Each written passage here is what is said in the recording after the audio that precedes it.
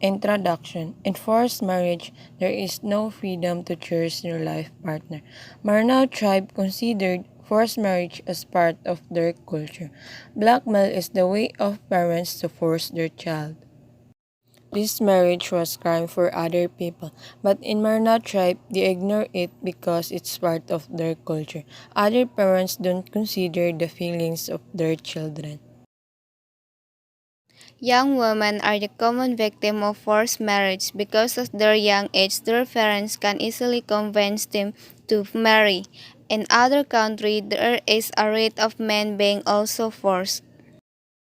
But not just like the rate of the women. There is called dowry when both parents agree to marry their child, which means parents need to offer either money or property or both. According to Law 2016, honor is very important to every family, but one also cause of forced marriage is poverty, being poor in the underlying cause for so many of the world's issues. This study can help other people to know the reason behind the forced marriage. Lastly, the aim of this study is to determine the different perception of the student about forced marriage. Statement of the problem. Causes of forced marriage is forced marriage crime and recommendation to the ideas about forced marriage. There are three questions that seek to be answered by the respondents in order to determine their perception.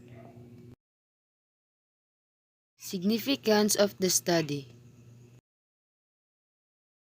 Barangay Council of Tambacan can know the situation of the victims and give a solution to the problem. In addition, parents can avail this study through the different views of the selected respondents. Also, the students can convince in this study in the way that they can reflect the different views of the selected students, as well as to the future researcher they can gather more data in this study. Scope and limitation. This study focuses the perception of the selected Maranao students on forced marriage. Review of related literature. In connection to our study, there are different authors and different views on forced marriage. Some authors explain that it is primarily as a form of honor-based violence. In addition, marriage is Islam requires hijab and kubul. Zuberi 2018. Furthermore, Navid explained the importance of marriage in the light of Islam cannot be turned down. Summary, findings, conclusion, and recommendation. This signifies the perception of Maranao students on forced marriage. The respondents of this study are the selected Maranao students in ICNHS Tambacan Annex.